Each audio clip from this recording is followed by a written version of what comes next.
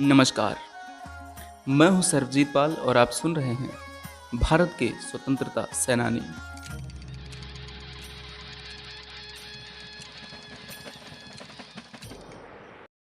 इस सीरीज में आज मैं आपको एक ऐसे शख्सियत के बारे में बताऊंगा जिन्होंने ब्रिटिश भारत में सबसे पहले स्वराज का सपना देखा था और उसके लिए मुहिम भी चलाई थी, जो ब्रिटिश संसद में पहुंचने वाले एशिया के पहले व्यक्ति थे और जिन्हें grand old man of India भी कहा जाता है।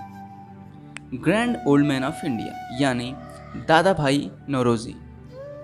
ब्रिटिश कालीन भारत के इस महान बुद्धिजीवी का जन्म 4 सितंबर 1825 में मुंबई में हुआ था। महज 4 वर्ष की उम्र में पिता के गुजर जाने के बाद मां मीणक बाई ने इनका पालन पोषण किया और इनको उच्च शिक्षा दिलाई।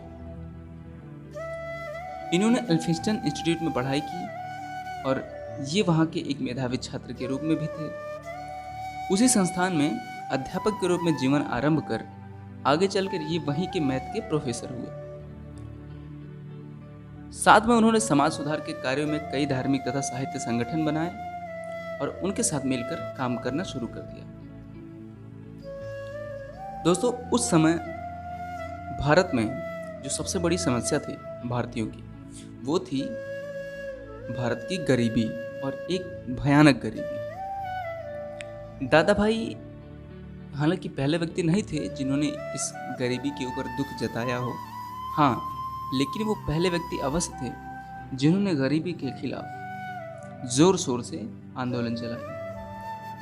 उन्होंने सबसे पहले ट्रांसफर ऑफ वेल्थ या फिर यूं कहें ड्रेन थियरी सबके सामने रखी, जिसमें उन्होंने तथ्यों और आंकड़ों से यह सिद्ध कर दिया कि जहां भारतीय दरिद्रता से जूझ रहे थे, वहीं पर भारत की प्रशासकीय सेवा दुनिया में सबसे महंगी थी और भारत को सिर्फ लूट रही थी। 19वीं शताब्दी के अंत तक दादा भाई ने अनेक समितियों और आयोगों के समक्ष ही नहीं बल्कि ब्रिटिश पार्लियामेंट के सामने भी भारत के प्रति की गई बुराइयों को दूर करने के लिए वकालत की। दादा भाई उच्च अधिकारियों को बराबर चेतावनी देते रहे कि यदि इसी प्रकार भारत की नैतिक और भौतिक रूप से एक्सप्लॉयटेशन होती रही तो इंडियंस को ब्रिटिश वस्तुओं का ही नहीं बल्कि ब्रिटिश शासन का भी मजबूरन बहिष्कार करना पड़ेगा, जिसका कोई प्रभाव ब्रिटिश सरकार पर नहीं पड़ा। अंत में उन्होंने भारतीयों की राजनीतिक दास्तां और दयनीय स्थिति की ओर विश्व का ध्यान लाने के लिए प्रयास करने का निश्चय किया, जिसके लिए उन्होंने ब्रिटिश हाउस ऑफ कॉमन्स की मेंबरशिप के लिए इलेक्शन लड़ने की सोची और 1892 में इलेक्शन जीतकर ब्रिटिश संसद के सदस्य भी बने। हाउस ऑफ कॉमन्स की सदस्यता प्राप्त करने में उनकी अद्भुत सफलता लक्ष्य पूर्ति के लिए एक साधन मात्र थी। भारत का कल्याण और उन्नति ही उनका सबसे महत्वपूर्ण लक्ष्य था, जो संसद की सदस्यता के लिए संघर्ष करते समय भी उनके मस्तिष्क पर छाया रहता था। दोस्तों, उस जमाने में जब हर तरफ ब्रिटिश के लोग ही छाए हुए थे, ब्रिटिश गवर्नमेंट ही छाई हुई थी, उस जमाने में किसी ने ये अपेक्षा नहीं की थी कि दादा भाई हाउस ऑफ कॉमन्स में इतनी बड़ी हलचल पैदा करेंगे। किंतु उस सदन में उनकी गतिविधि और जिस तरीके से वो काम करते थे, ऐसा लगता था जैसे वो वहाँ के काम करने के तरीके से काफ़ी परिचित हों। दोस्तों, उन्होंने शिक्षा के क्षेत्र में भी अपना काफ़ी योगदान दिया। 1840 के दशक में उन्होंने लड़कियों के लिए स्कूल खोला, जिसके कारण रूढ़िवादी पुरुषों का विरोध उनको सहना पड़ा, लेकिन उनमें अपनी बात को सही तरीके से रखने और हवा का रुख मोड़ने की अद्भुत क्षमता थी। उन दिनों इंडियन सिविल सर्विसेज में शामिल होने के इच्छुक स्टूडेंट्स के लिए सबसे बड़ी कठिनाई की बात यह थी कि उन्हें अनफेवरेबल कंडीशंस में ब्रिटिश स्टूडेंट से कंपटीशन करना पड़ता। इस असुविधा को दूर करने के लिए दादा भाई का सुझाव इंग्लैंड और भारत में एक साथ सिविल सर्विस परीक्षा करने का था। इसके लिए उन्होंने 1893 तक आंदोलन चलाया और चूंकि वो उस समय ब्रिटिश पार्लियामेंट में एक मेंबर भी थे, तो उन्होंने ये मुद्दा सभा में जोर शोर से उठाया, जिससे सभा ने भारत तथा इंग्लैंड में एक साथ परीक्षा चलाने का प्रस्ताव स्वीकार कर लिया। दोस्तों, 1939 में पहली बार नौरोजी की जीवनी लिखने वाले आर.पी. मसानी ने जिक्र किया है कि नौरोजी के बारे में 70,000 से अधिक दस्तावेज थे, जिनका कलेक्शन ठीक ढंग से नहीं किया गया। नौरोजी गोपाल कृष्ण और महात्मा गांधी के गुरु थे। नौरोजी सबसे पहले इस बात को दुनिया के सामने लाए कि ब्रिटिश सरकार किस प्रकार भारतीय धन को अपने यहाँ ले जा रही है, यानी भारत को किस तरह से लूटा जा रहा है। और इन्होंने अंग्रेजों की करतूत को उजागर करने वाली कई सारी किताबें लिखी।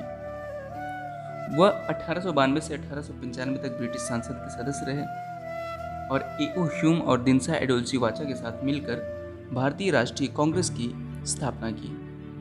दोस्तों, 1906 में अखिल भारतीय कांग्रेस के कलकत्ता अधिवेशन में पहली बार उन्होंने अपने भाषण में स्वराज को मुख्य स्थान दिया और वही पहला मोमेंट था जब गुलाम भारत में पहली बार किसी ने स्वराज के लिए नारा दिया हो। दोस्तों, अगर आज के दौर के परिप्रेक्ष्य में नौरोजी की बात करें तो उन्होंने जिस तरीके से अपनी पढ़ाई के माध्यम से, अपनी एजुकेशन के माध्यम से अपने राजनीतिक एजेंडे को आगे बढ़ाया था, उस हिसाब से इस नकली समाचार और तथ्यहीन जानकारियों के दौर में उनकी क्या राय होती, ये अंदाज़ा लगाना मुमकिन नहीं है। फिर भी नौरोजी की दृढ़ता, प्रयास और प्रगति में विश्वास हमें आगे की राह दिखाती है। जब नौरोजी ने सार्वजनिक रूप से 1900 के दशक में स्वराज की मांग शुरू की तो उन्होंने माना था कि इसे पाने में कम से कम 50 से 100 साल लगेंगे। ब्रिटेन अपने शाही चरम पर था और अधिकांश भारतीय स्वराज जैसे विचारों पर बात करने के लिए बहुत ही गरीब और पिछड़े थे। ऐसे में दादा भाई ने न सिर्फ स्वराज की मांग की बल्कि भारत को एक नया विज़न दिया, जिस विज़न को लेके हम देख सकते हैं कि महात्मा गांधी और गोपाल कृष्ण गोखले जैसे लोग आगे बढ़े। नौरोजी के जीवन से हमें कई महत्वपूर्ण सबक मिलते हैं। दोस्तों, साम्राज्य गिर जाते हैं, निरंकुश शासन खत्म हो जाते हैं, लोगों की राय अचानक बदल जाती है। इसलिए नौरोजी हमें लॉन्ग टर्म विज़न अपनाने की प्रेरणा देते हैं। वह हमें प्रगतिशील आदर्शों पर विश्वास बनाए रखने की आग्रह करते हैं और अपनी स्थिति मजबूत करने के लिए कहते हैं। दृढ़ता और फौलादी संकल्प सबसे अनएक्सपेक्टेड रिजल्ट्स दे सकते हैं। जैसे एक सदी पहले ब्रिटिश संसद के लिए भारतीय का चुनाव जीतना अनएक्सपेक्टेड था, उसी तरीके से जब आपका इरादा मजबूत होगा तो आपके पास अनएक्सपेक्टेड रिजल्ट्स खुद ब खुद आएंगे। आज के लिए बस इतना ही। जय हिंद, जय भारत।